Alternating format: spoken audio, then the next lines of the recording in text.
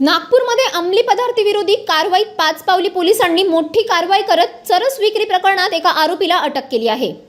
Police पथक patrolling करत असताना राणी दुर्गावती इंग्रजी प्राथमिक शाळेच्या गेट समोर शैतान चौक वैशाली नगर परिसरात एका सिल्वर रंगाच्या होंडा सिटी कारजवळ संशयित हालचाली करत असलेला इसम आढळून आला।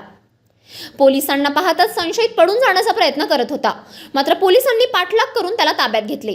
चौकशी दरम्यान आरोपीने आपले नाव दर्शन श्याम सरडे, वय 30 वर्षे, राहणार यशोधरा नगर, नागपूर असल्याचे सांगितले। पंचासमक्ष अंगझडती व वाहन झडती घेतली असता त्याच्या जीन्सच्या खिशात 2 प्लास्टिक पण्यांमधून 18.250 ग्रॅम चरस सापडला, ज्याची अंदाजे किंमत 91,250 रुपये आहे। या कारवाईत आरोपीकडून चरस, मोबाईल फोन आणि होंडा सिटी कार असा एकूण 5,03,250 रुपयांचा मुद्देमाल जप्त करण्यात आला आहे।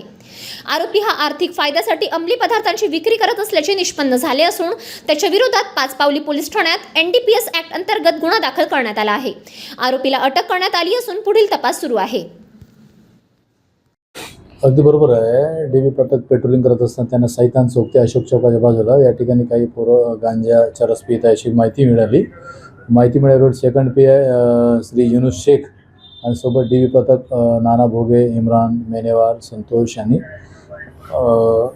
शेंद्रे, गगन यादव या लोकांनी त्याला छापा घालून पंचासमक्ष ताब्यात घेतले। त्यांच्याकडे जवळपास 18 ग्रॅम चरस मिळाला आणि एक मोबाईल, एक होंडा सिटी असे टोटल जवळपास 5,03,250 रुपयाचा मुद्देमाल जप्त केला। त्याला मान्य न्यायालयात हजर करून PCR घेण्यात आला। नेमकं तो चरस कुठून आणला त्याबाबतीत अधिक विचारपूस सुरू आहे। बरोबर आहे। दर्शन श्याम चरडे म्हणून आहे, पिवडी नदी यशोधरा एरियाचा आहे तो। त्याच्यावर या अगोदर एक गुन्हा आहे